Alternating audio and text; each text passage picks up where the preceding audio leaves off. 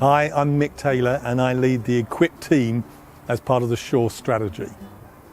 One of the questions we've been asked is it possible to plan for a large-scale move of God? That's a great question. And I think you can answer it in two ways.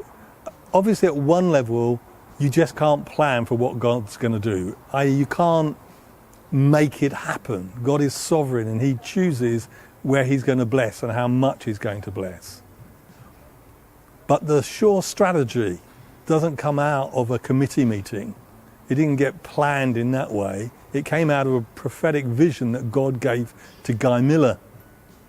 Guy held it for over 18 months. And when he shared it with the international team for a second time, faith ignited and everyone felt this wasn't Guy's good idea, but it was saying something that God was saying to us that we needed to get hold of. So we didn't plan that, God gave it to us. But you can and must plan for what God has promised to do. It reminds me of Joseph. You remember Joseph became Pharaoh's right-hand man. Pharaoh had the dream of 7 years of a bountiful harvest and 7 years of lean harvest. That's what God said he was going to do. But Joseph, with his God-inspired wisdom, came up with a plan so the 7 years of bounty were not wasted, and Egypt and all the people of Israel would survive the lean years. The Shore strategy is God-inspired wisdom. That's what we're praying for, so that we might make the best of all that God has encouraged us to believe in.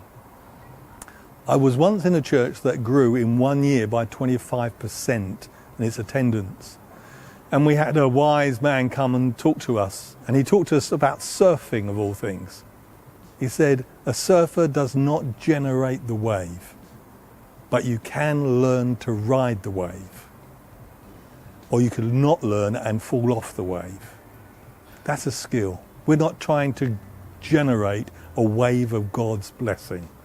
We're trying to respond to what God has said with God-inspired wisdom and strategy.